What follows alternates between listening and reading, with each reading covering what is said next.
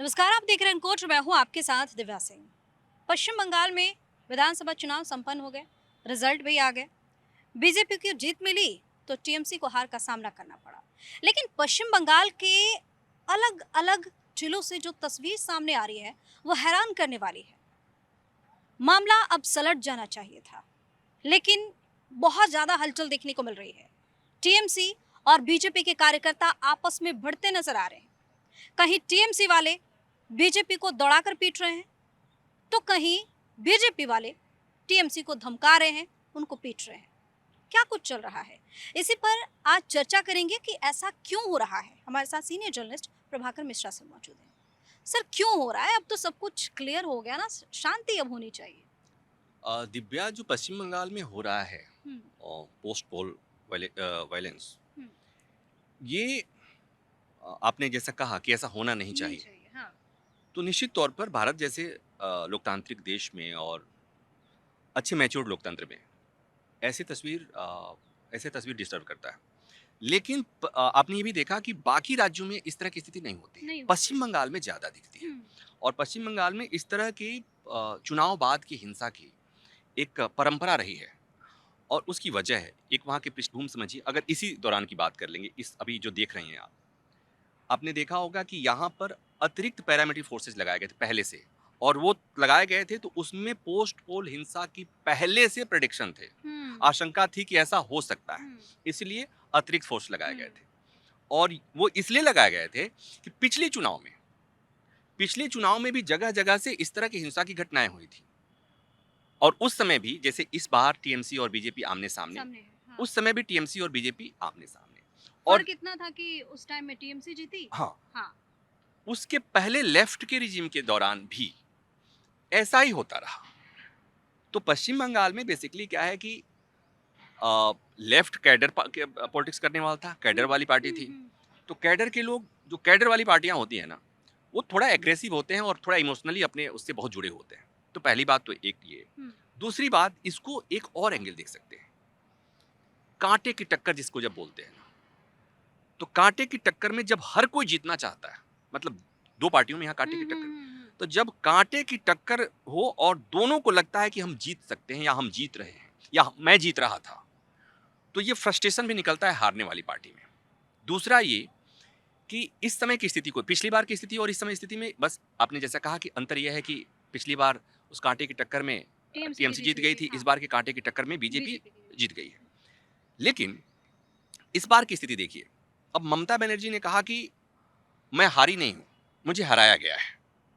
तो जब वो ये बात कहती हैं कि मैं हारी नहीं हूं, मुझे हराया गया है, तो तो कार्यकर्ताओं का उन गुस्सा और बढ़ जाता और है। बढ़ जाता है। दूसरा ये कि पिछले साल, पिछली विधानसभा में टीएमसी के जीतने के बाद टीएमसी के कार्यकर्ताओं ने आक्रोश दिखाया था। दिखाया था। तो मुझे लगता है कि उस समय बीजेपी के कार्यकर्ताओं में जो गुस्सा छुपा हुआ रह गया था, अब इस इन्हें बार निकल मौका रहा है, मिल गया है। हाँ। और यहीं पर आकर हम्म। पार्टी के जो नेतृत्व की बात आती हम्म। है कि आप हारें या जीतें, आपको अपने कार्यकर्ताओं को एक संदेश देना है। कैडर वाली पार्टी है, कैडर की पार्टी की एक अच्छी बात ये भी होती है कि वो अपने एक संदेश देते हैं अपने हम्म। कार्यकर्ताओं को और उनके कार्यकर्ता मानते हैं। हम्म। तो अगर बीजेपी के कार्यकर्ता हैं और बीजेपी का जो नेतृत्व अगर ये कहता है अपने कार्यकर्ताओं को कि स्टॉप, आपको ये काम नहीं करना है, हम्म। लेकिन दुर्भाग्य से ऐसा नहीं हो रहा है। आप देखेंगे तस्वीरें कि किस तरह से टीएमसी के कार्यकर्ताओं पर हमले हो रहे हैं। हम्म। और ये एक तरफा नहीं हो रहा है, उधर से तो हो ही रहा है। और हाँ। उधर से मैं कहूं कि उधर हो रहा है तो उसकी वजह भी है कि ममता बनर्जी उसे एक तरह से प्रवोक कर रही हैं अपने लोगों को। जब वो ये कह रही हैं कि मुझे हारी नहीं, हराया गया है, तो उनके कार्यकर्ता फ्रस्ट्रेट होंगे ही होंगे। होंगे, हाँ। तो यहाँ पर एक तो मैंने कहा कि पृष्ठभूमि, दूसरा ये कि मतलब वहाँ की हिंसा की पृष्ठभूमि रही है। दूसरा ये कि जो कांटे की टक्कर, ये कोई हारने को, मतलब ममता बनर्जी हारने को तैयार नहीं है, तैयार नहीं तैयार है। नहीं है। जब मेन लीडर ही हारने को तैयार नहीं है तो कार्यकर्ता क्या करेंगे? ठीक है, और एक चीज और कि 15 साल जब कोई पार्टी सरकार में रह जाती है, हम्म। तो इसको एक होता है फिजिक्स में मोमेंट ऑफ इनर्शिया, जड़ता का सिद्धांत है हम्म। कि जो जिस हालत में रहता है उस हालत में बना रहना चाहता है। हम्म। और अगर वो सत्ता में है तो बिल्कुल नहीं छोड़ना चाहता है। बिल्कुल, हाँ। ऑपोजिशन वाला पोजीशन बदलना चाहता है, चाहता है। लेकिन जो लेकिन सत्ता में सत्ता है, वाला, अब हाँ। 15 साल में सत्ता पे रहने के बाद तो कुर्सी पे बैठने की आदत सी हो जाती है। तो ममता बनर्जी के साथ ये दिक्कत है कि कुर्सी पे बैठने की आदत है, मुझे लगता है कि वो दूसरी कुर्सी पे बैठ नहीं पाएंगे, जैसा वो कह रहे हैं कि मैं तो इस्तीफा नहीं देती। हम्म। और दूसरा कि जो कार्यकर्ता होते हैं वो कार्यकर्ता उस इकोसिस्टम का फायदा ले रहे होते हैं, वो चाहे मानसिक स्तर पर हाँ। या जिस भी तरह से उसका फायदा ले रहे हम्म। होते हैं। तो उन्हें लगता है कि वो पैदल हो गए, तो हम्म। उनमें खोने का जो पाने की खुशी से ज्यादा खोने की पीड़ा होती है। हम्म। तो इसको ऐसे समझा जा सकता है कि टीएमसी के कार्यकर्ताओं में एक फ्रस्ट्रेशन है हम्म। हारने का, और जो बीजेपी के कार्यकर्ता में एक अतिरिक्त जोश और उल्लास है। दरअसल मुझे लगता है कि वो लंबे समय तक जो पॉलिटिकल कार्यकर्ता कम से कम होते हैं वो समय समय पर उनमें झड़प होती है।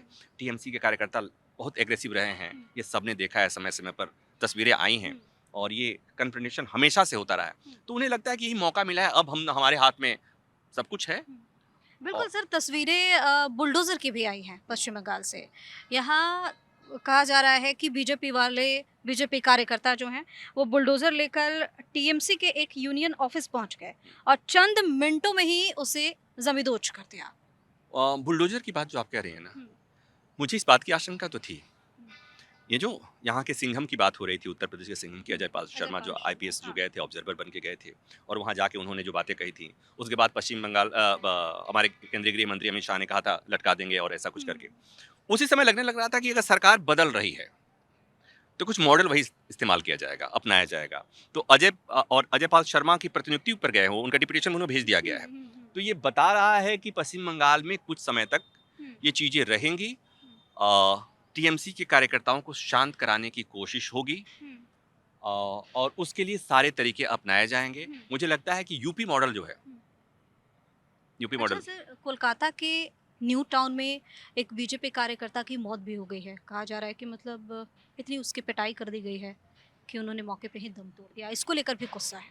अ, मैंने कहा पिछली बार 15 लोग मारे गए थे, 15 के आसपास पिछली बार आई थी। क्या अभी एक ही मौत की खबर है हिंसा में? नहीं नहीं, अलग अलग जगहों से आ रही है। हाँ, हाँ। तो इस समय इस हिंसा में जो मरेंगे वो कार्यकर्ता ही होंगे। आम आदमी को कोई बहुत मतलब नहीं होता है दिव्या। मरने मिटने के लिए कैडर के लोग हैं। तो वो किसी न किसी पार्टी के, आपके पास एक खबर आई है कि बीजेपी कार्यकर्ता की मौत हो गई है।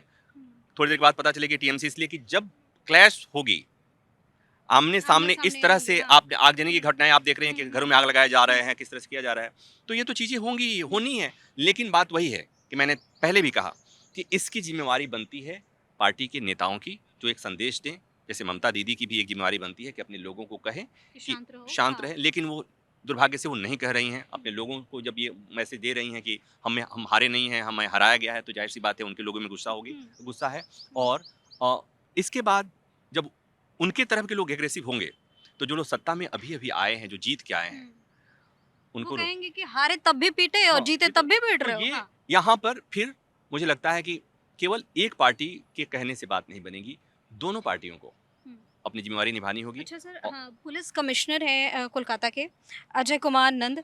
इन्होंने साफ कहा है कि लोग अफवाहों पर ध्यान ना दें, शांति बनाए रखें। और न्यू टाउन की घटना जिसका मैंने अभी जिक्र किया कि एक आरोपी को वहां से गिरफ्तार किया गया है, जो एक बीजेपी कार्यकर्ता की वहां पे मौत हुई है उस मामले में। अब बाकी अलग अलग जगहों से 80 लोगों की गिरफ्तारी हुई है। कह रहे हैं कि पुलिस फोर्स की पूरी व्यवस्था है, चीज़ों को कंट्रोल में करने की कोशिश हो रही है और कंट्रोल किया जाएगा। हालांकि इलेक्शन कमीशन भी बहुत ज़्यादा गुस्से में है इन सारी चीज़ों को देख के। उन्होंने रिपोर्ट तलब की है प्रशासन को। मैंने कहा कि अतिरिक्त पैरामिलिट्री फोर्सेज की नियुक्ति चुनाव आयोग ने इसीलिए किया था कि वहां पर पोस्ट पोल हिंसा को रोका जा सके। हाँ। और अगर हिंसा नहीं रुक रही है तो किसको दोष देंगे? पुलिस पुलिस पर भरोसा तो रहता ही नहीं है। तो पुलिस पर भरोसा नहीं और आप इसी के लिए वहां पर अतिरिक्त पैरामिलिट्री फोर्सेज लगाए गए, तो वहां क्या करने गए हैं? वो फ्लैग मार्च करने थोड़ने गए हैं, वो केवल वोटिंग कराने थोड़ने गए थे, वो लोगों को डराने धमकाने थोड़ने गए थे। अभी उनकी जवाबदेही, अभी उनकी जिम्मेवारी है, अभी उनकी भूमिका स्ट्रांग होनी चाहिए। तो मुझे लगता है कि केवल ये बातें कि बयान देने से बात नहीं होगी, कार्रवाई कीजिए और सेलेक्टिव कार्रवाई मत कीजिए।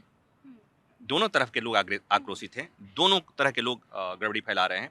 तो जैसे ये बात आएगी ना कि आप सेलेक्टिवली किसी के खिलाफ कार्रवाई करेंगे तो स्थिति और खराब होगी। तो मुझे लगता है कि इस मौके पर स्टेट को एक संदेश देना चाहिए, बीजेपी जो बीजेपी को संदेश देना चाहिए कि हमारी सरकार बन रही है, हम किसी के दुश्मन नहीं हैं, हाँ, हम सबके लिए हैं। दरअसल आपने एक बात देखी होगी, शुभेंदु अधिकारी ने एक बयान दिया था कि सनातन की जीत है, हिंदुओं की जीत है, ये सब हिंदुओं ने हमें वोट दिया। हाँ, हिंदुओं ने हमें वोट दिया। तो इस तरह के जो बयान है ना, ये बयान आग में घी डालने का काम करते हैं दिव्या।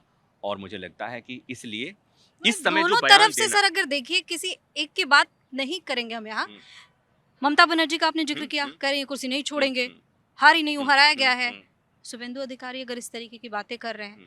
तो दोनों के कार्यकर्ताओं का मनोबल बढ़ रहा है ना। यस एग्जैक्टली वही मैं कह रहा हूँ, यही कह रहा हूँ कि ये दोनों पार्टियों की जिम्मेवारी है कि अपने कार्यकर्ताओं को हम्म, रोकें, उन्हें समझाएं और वहाँ पर जो अतिरिक्त पैरामिलिट्री फोर्सेज जो गए हैं, पैरामिलिट्री फोर्सेज जो हम्म, गए हैं, उनको सख्ती से काम करना होगा बिना किसी भेदभाव के।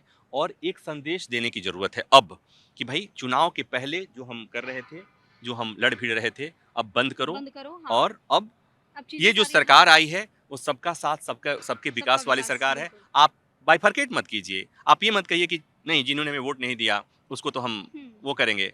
अगर ऐसी स्थिति होगी तो फिर यही तस्वीर आएगी। हम्म। तो पश्चिम बंगाल के अलग-अलग जिलों से हैरान करने वाली तस्वीर सामने आ रही है। हिंसा की घटनाएं लगातार सामने आ रही हैं।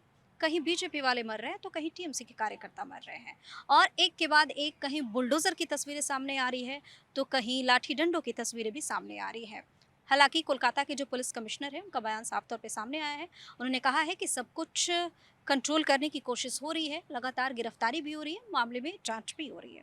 खैर, देखने वाली बात होगी कि लोगों का गुस्सा, खासकर टीएमसी और बीजेपी के कार्यकर्ताओं में अगर गुस्सा है किसी बात को लेकर तो वो गुस्सा कब तक शांत हो पाता है और प्रशासन जो है इस चीज को कब तक कंट्रोल कर पाती है। आप अपनी राय हमें कमेंट करके बताएं। चैनल को सब्सक्राइब करें, वीडियो को लाइक और शेयर जरूर करें। बहुत बहुत धन्यवाद।